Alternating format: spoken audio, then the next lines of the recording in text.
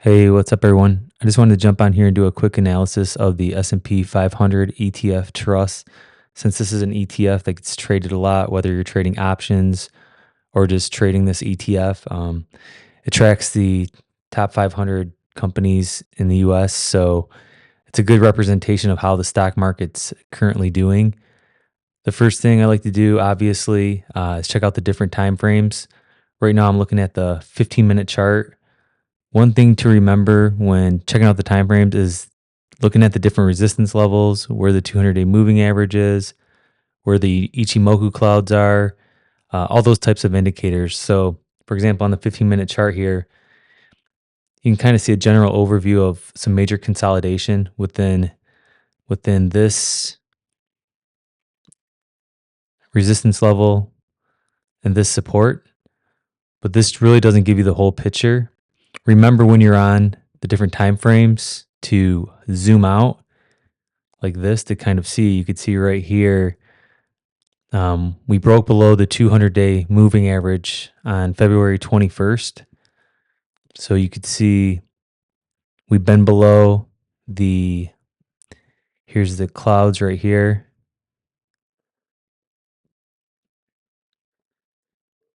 As you can see, and for the most part, the price has stayed consistently below the clouds, popping up here and there, hitting different resistance levels and dropping back down. But you can see the overall downtrend of this ETF. So here's the price right here. Each one of these candles represents 15 minutes.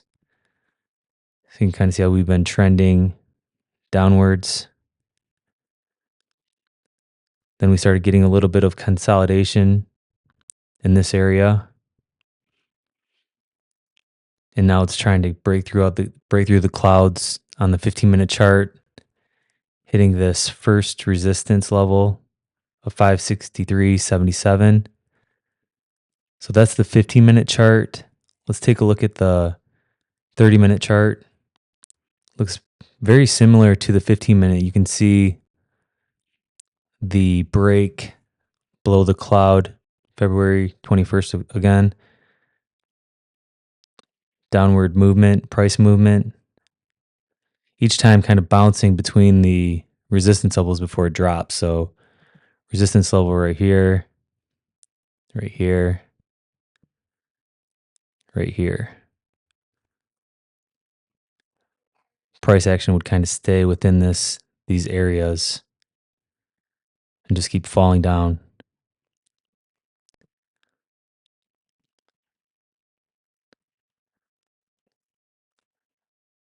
Here with the Ichimoku cloud, you can see the cloud is a lot thicker. Remember, the thicker the cloud, the more resistance there is. So it can be hard for the price to push up past this cloud with it having such strong resistance.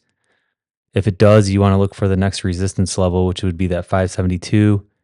Check out the volume profile, which is pretty minimum on the 15-minute chart or 30-minute chart. I'm sorry. But remember, this changes with each time frame.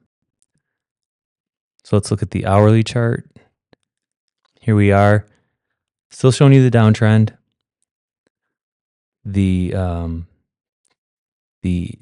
S&P 500 ETF is trying to push into this resistance level. This is a really thick cloud. So, and also here's the 50-day moving average trying to break above here.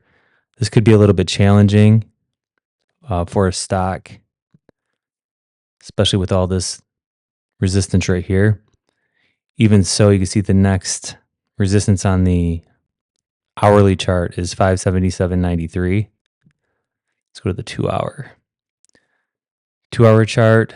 Notice it's not showing you the resistance in this area down below. Or the support down below. So that's something to keep in mind as you're scrolling through. What is the support down below? Still has a while before it can get up to this resistance, but remember, looking back, you already know there's some resistance based on the hourly right there. So let me remove that. 3-hour chart, very similar. Clouds further away. You guys can see the different resistance levels right here.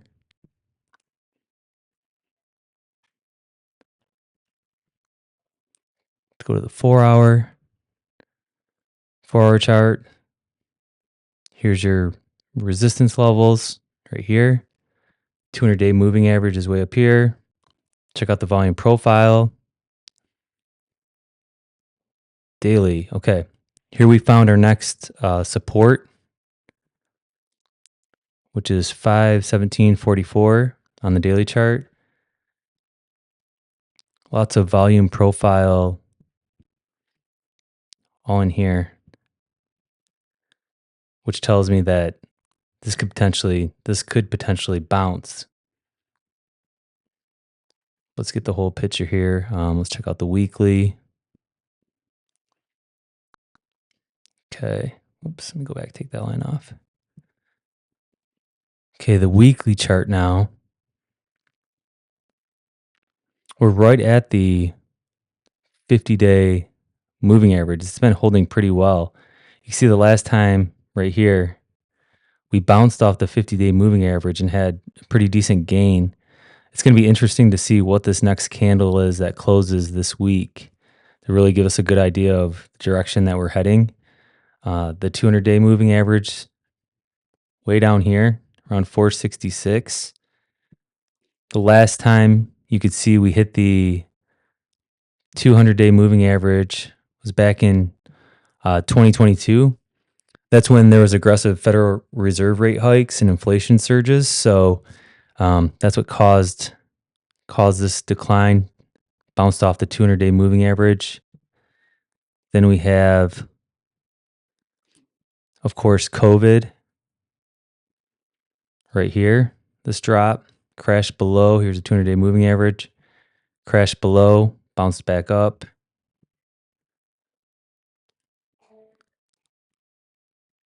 So that was in 2020.